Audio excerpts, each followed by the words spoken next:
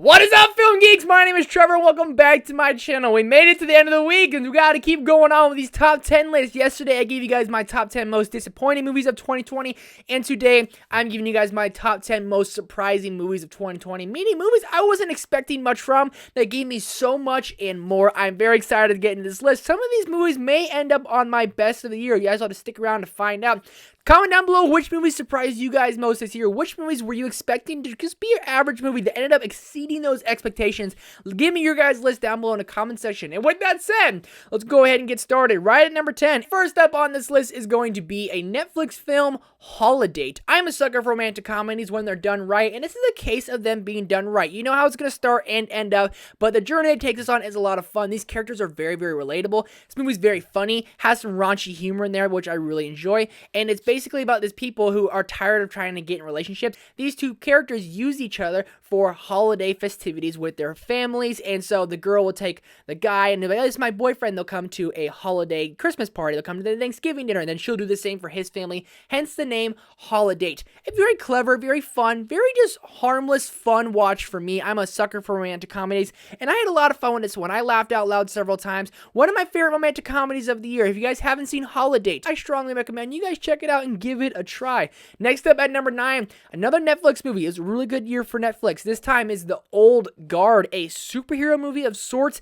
about these basically immortals who are just awesome. And this movie is action-packed. Charlize Theron is amazing, and it's maybe setting it up for a possible little franchise under Netflix. I'm very excited to see what they do next with it. I had a lot of fun with this one. I haven't gone back to revisit it, but this is one of the few Netflix movies that I want to go back and check out again. Had a lot of fun watching it. The action was pretty good. The storyline was very compelling, and by the end of the movie, you're really attached to these characters, and certain things happen to certain characters you're kind of getting torn up about. The Old Guard was done really, really well, and I'm hoping we get a sequel, and hopefully something else we get in the future with this cast and crew. What did you guys think of The Old Guard? If you have seen it, let me know down below. I'd love to hear you guys' take on it. Next up at number 8, another Netflix film, Work It. Okay, I know what you're thinking. Work It. I lost all credibility there. And maybe that's so, because my girlfriend didn't like this movie. She thought it was really cheesy and annoying. There's a character in here, Jordan Fisher and Sabrina Carpenter. I'm a big fan of both of them, and they're in this movie, and I had a lot of fun with it. It's basically a Pitch Perfect of sorts, but for dance. You have to get a team together to go and win the competition, the dance competition for their high school, and they get a team, a bunch of misfits, and they get a good teacher in Jordan Fisher to teach them, and they end up going to the competition. Do they win or do they not? I guess you gotta find that one out. But it's a sweet, fun movie. Very cheesy. The acting is fine, but I don't know what it is. Sometimes with these movies, I just have a lot of fun. And when I got done watching this movie, I could not stop thinking about it, and I wanted to watch it again. It's a really harmless movie. You can kind of toss on anytime. Have a good time with. Work It. It's on the list. Sorry, folks. Next up at number 7, another Netflix movie, believe it or not. This time starring Chris Hemsworth. You guys know what it is. It's Extraction. This movie's awesome. I mean, the action in this is just amazing, but the choreography in these fight scenes, especially the one in the street towards like maybe the beginning, middle, between Chris Hemsworth and the other main guy, that like fist fight knife scene is some of the best choreography I have seen. Chris Hemsworth is the ultimate action guy. The Russo brothers produced this movie, I believe, and it was just an awesome, fun movie with a cliffhanger ending. I'm guessing we're going to get a sequel with how it ended and how popular it was. I think this is the most viewed movie on Netflix. Had a lot of fun with Extraction. I know lots of people don't feel the same way, but Extraction, I was expecting this a dumb action movie, and I got a pretty awesome action movie. Yes, it was dumb, but it was also extremely awesome, and I had a lots of fun with Extraction. Next up at number 6, a Shudder exclusive. I downloaded Shudder just to watch this movie because this movie had 100% on Rotten Tomatoes. Host. Filmed, shot, created, edited, all during the pandemic, which is impressive in and of itself.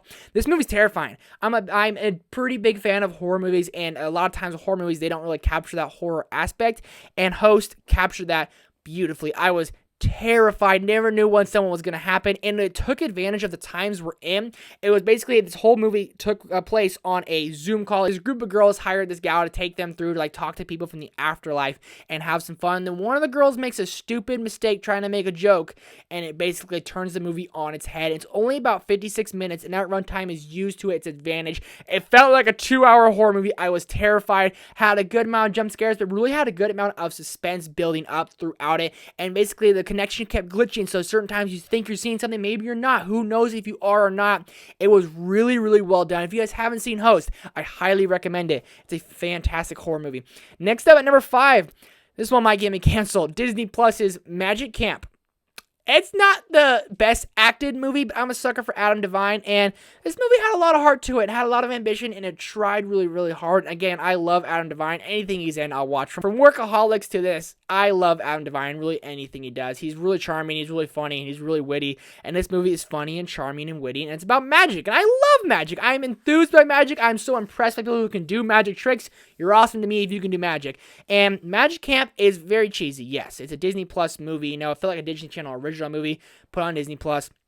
Very cheesy, but it captures something a little bit more. And I cried twice.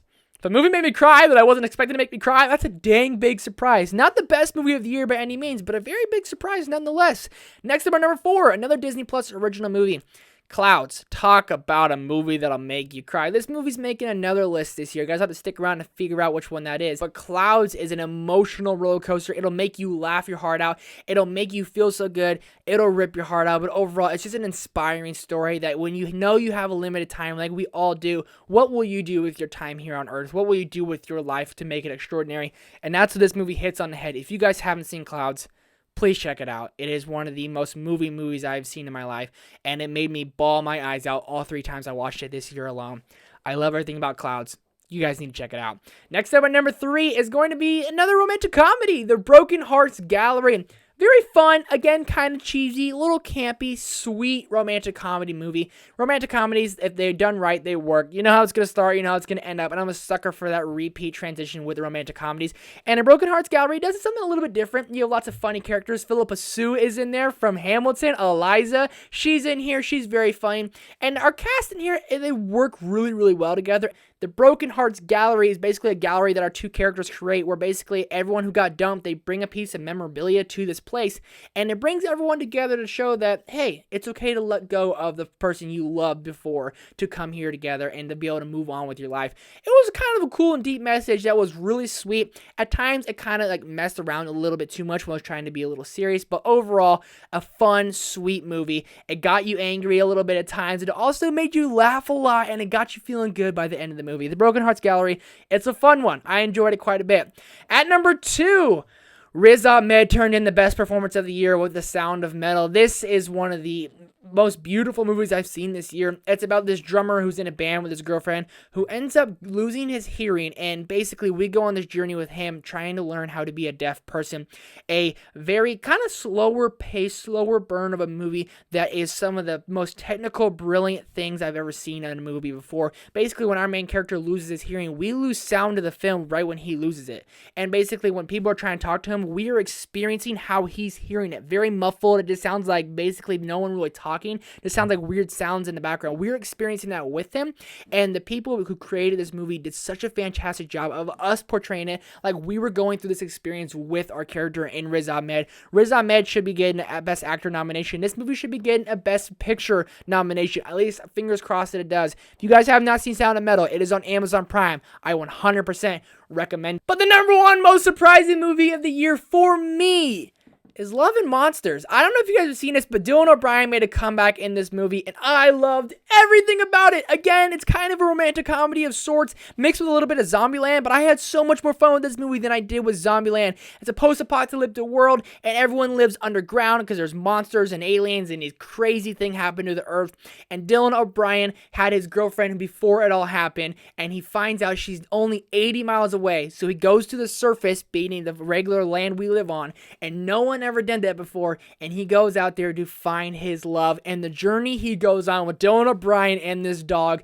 is hilarious, it's inspiring, it's action-packed, the visuals are great, and it has an overall really good cast all here together. Some really awesome scenes with a really killer ending. I loved everything about Love and Monsters, and Dylan O'Brien, it's good to see you back, man. You killed it in this movie, and Love and Monsters may or may not be making another list this year. Stick around the next couple of days to find out which one that is. Let me know down below in the comment section which movies surprised you guys most this year. These are only my picks. Some of these movies are probably complete garbage to some of you guys, but these movies surprised the absolute heck out of me. I wasn't expecting anything, and I ended up loving all of them. Let me know down below in the comment section which movie surprised you guys most this year. 2 more top 10 lists before the end of the year. Top 10 worst and top 10 best. Make sure the subscribe button's hit so you guys don't miss out. Thank you so much for watching. I'll see you guys next time. Peace!